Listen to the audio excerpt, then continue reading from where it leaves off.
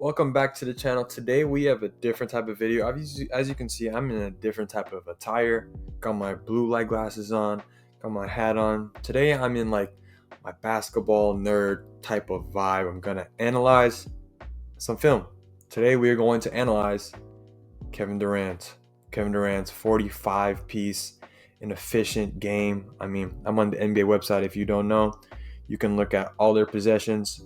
That's what I plan to do today. It's going to be a pretty quick video for the most part. I just want to watch it. I only watched like 2 games today. This was a game that I did not watch today. I was watching Phoenix and the Kings. Devin Booker had a 44 piece. Might have to analyze that one. And then Cleveland and the Raptors too as well. But yeah, today I want to react to it, analyze it. Let's get right into it. And hit that like, subscribe if you like this type of content. Leave a comment down below. I'll make some future ones in the future. I'll make some more in the future. But let's get right into it. Let me turn this off. For the most part, even if I turn off the audio, I don't even know if I'm going to be copyrighted. But let's get into it. So KD comes off that pick, or off that screen. Faces up on Caleb Houston. All right, gets in. Rips, gets to the baseline fade. Pretty easy bucket. Small. He's 7 foot, 6'10", 7 foot.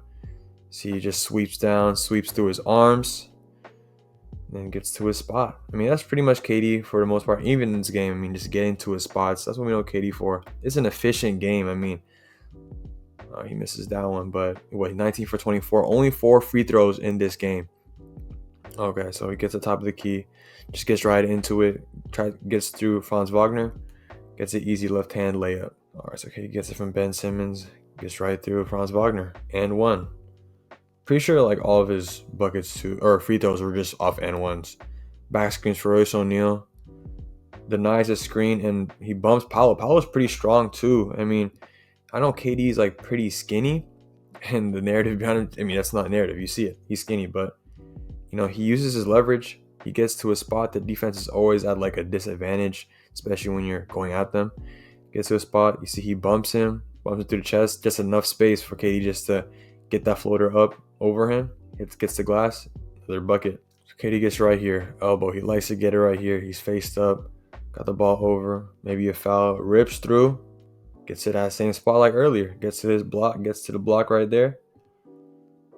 Boom, 2-foot stop off the backboard. So he gets Gary Harris, got him on an island, goes to that left to right. That was dirty. Goes between the legs. And then he gets into his stance to go left. Then he floated. He floated out of bounds. You see how far he flew? But yeah, he was standing up straight, pretty relaxed, and then just, I don't know, pop, gets into that stance. Left to right cross. It's pretty explosive. Then he stops right here, ends up floating all the way to the baseline. And he has to. That's over Bol. It's not an easy bucket over 7'4" Bol. Sheesh. All right, KD's really getting his back. He said that he woke up feeling like he was going to cook.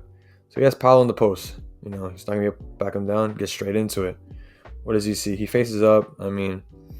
Faces up to see what's available. He has what?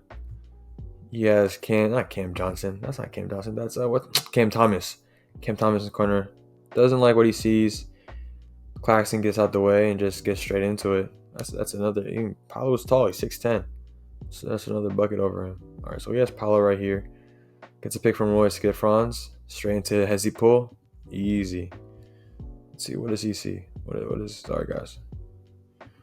So he gets him. Misses that freeze. That freeze is enough. And that's a pretty good distance already. That's like he's pretty close already. And he has a hand up already at that point. It's too late. He's there already. Another easy bucket. I don't even want to say it's easy, but it's tough. Franz Wagner pulling from deep.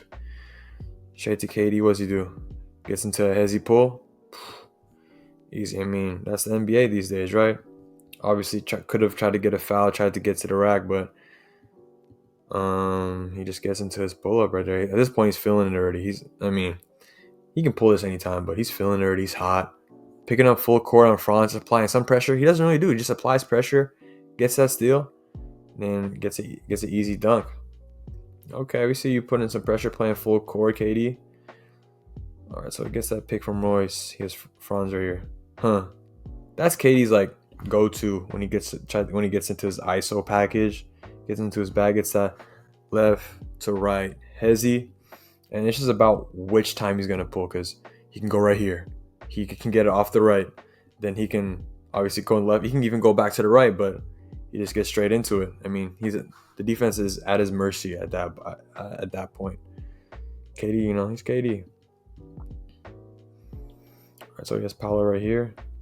This is nice. I mean, you should look at the footwork and the details. I mean, I don't be too nitpicky, but gets it right here, and he uses like that negative step. A lot of coaches will say don't do a negative step, but I mean, it makes you more explosive. You go downhill. I mean, you see here, uses that negative step right here. He gets into a lunge where he can explode and get past Paolo, because if he doesn't use that negative step, Paolo might be there already. It's not going to be as explosive. Use that negative step to get in front of Paolo, explode past him, gets an easy dunk. Looks at Joe, gets to Royce, and just stays available, gets that easy dunk down low. So he's setting the screen right here. He's popping or rolling, or I think it's a roll. And just, oh, man. That was tough. Snatches it. He snatches that. And at this point, he's looking like he's going to go to the rack. The help comes. Stops 1-2 stop on Paolo. Paolo uses Paolo's momentum against or for his advantage. Paolo's gone already. And then he just gets his balance. And even though Paolo does do a pretty good job recovering, it's KD. He's 7 foot. Gets it over him. And one. He knows. Whew. The hezzy? Come on, that's KD. And all right, so the key with the hezzy, obviously, you got to be able to shoot the ball. And if you don't have a shot, the defense knows you don't have a shot. You can't pull the hezzy out. You just, you can't. No one's going to fall for that. But if you do got the shot, stops on the left, steps back, then get the footwork down. Plant like you're going to really shoot it. Gets it down. And then it's the eyes, it's the hands. My boy, shout out to my boy Mason, college hooper now. He told me, like, even if you have like when you hezzy, have like a little like reaction, the guy will jump. See, KD gets him. Boom. Got him on the hezzy. Gets to the spot, the elbow jumper. Gets it. Easy bucket. The Magic are in the zone, and, he knew what he was going to do. He was decisive about his shot. Knew he was going to take that. Obviously, another great contest. He's putting his hand up. Paolo's putting his hand up already. He's right there. He is right there. But that's an easy bucket for KD. Comes off the pin down from Nicholas Claxton. Sizes up. Doesn't have the shot. Oh, man. That's tough. Jeez. Coming off the pin down, right? Doesn't have the shot. Paolo gets there pretty good. He goes. Fakes right. Gets to that baseline. That baseline jumper. That's a tough shot over Bobo too. I mean, let's look at it. Boom. Shakes over there. And then obviously Bobo has the left hand up. Gets another one. Look at that. That's tough. It's a tough shot. I mean, he's hot at this point. It doesn't matter what you throw at him. KD, when he's hot, he's different. Obviously. I mean, he's already different when he's not hot. But he's hot, he's even more different. Gets to his spot. I mean, it's pretty simple at this point.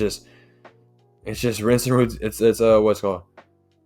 What's it? What's the term for it? Wash and rinse, or just it's the routine of it, Yeah, that was bad. That was a very bad way of trying to find whatever line I was trying to say. Trying to be intellectual. I got the glasses on. I'm sorry, but yeah, it's just him getting to his spot. It's pretty easy at this point. Muscle memory. Gets right there. Gets as deep as he can. Sees the help coming, but he hits that jumper right there. And that's just him. I mean, the buckets, that's why he's efficient. I mean, obviously 7 foot, but he doesn't make it too complicated. It's pretty simple. We take it for granted his greatness. I mean, that would took more dribbles, but I mean, that's nice. But at the end of the day, it's just him getting into his hezzy pull-up. He's just kind of sizing him up. Boom, boom. Tween. He goes tween behind the back. Hezzy pull-up into the right. And if you look at Caleb Houston, he's at his mercy. The hezzy, he can drive right here. He can drive. Caleb Houston even takes a step back. It's too late. KD got that. All right. And that's it. That is it. If you look back at the stats, like I said, I don't even know if I'm going to be copyrighted or not. Got to do it for the people. But yeah, 19 for 24, 79%, stupid efficiency, 3 for 5 from 3. A lot of middies, a lot of baseline fades, only 4 free throws. He also had 6 defensive rebounds. I mean, he had 7 rebounds, 5 assists. Great game, 6 turnovers though. Pretty tough, but 2 steals, 2 blocks. He affected the game, all aspects. I mean, and we can make a whole video about Brooklyn. I mean, I'm here already. Might as well just talk about them. But they're ninth in the East, 11-11. They've been looking better. Ben Simmons is looking more comfortable out there. Brooklyn's been looking better. Kyrie's figuring out his off the court stuff. Obviously, Brooklyn, don't sleep on them. It's Kyrie, it's KD, future Hall of Famers, champions. Ben Simmons, former All-Star. But I don't know. For me at least, when I see them, I feel like they should get someone big down low, so they can really battle, fight in the trenches, especially in the playoffs. I mean, look at teams like Boston, Robert Williams, Al Horford, and then look at Tatum, Jaylen Brown. These guys are going to bump. They're going to be tough. Milwaukee, I mean, there's Giannis, what's it called? Brook Lopez, those guys, defensive beasts. They're going to bump with you down low. Cleveland, they have the Jared Allens, Evan Mobley. They're tough. And then even like with Toronto Raptors, Pascal Siakam, OG Anunoby. They got tough guys down there. Philly, Embiid. I don't know. I mean, Brooklyn, they just got to be tough down there because you see them, especially when they played Boston. They're getting pushed around. They're looking small. Even this year, they're looking kind of small, even though they have Nicholas Claxton. Ben Simmons is pretty big, but I don't know. They need someone that can fight in the trenches with them. That's just my thoughts. But yeah, if you guys enjoyed this video, enjoyed this film analysis / reaction, please hit that like, subscribe, comment. Katie's still him. First name's Emilio, but my middle name's Lawrence. I like hoops. If you do too, subscribe to it too. But yeah, till next time, peace.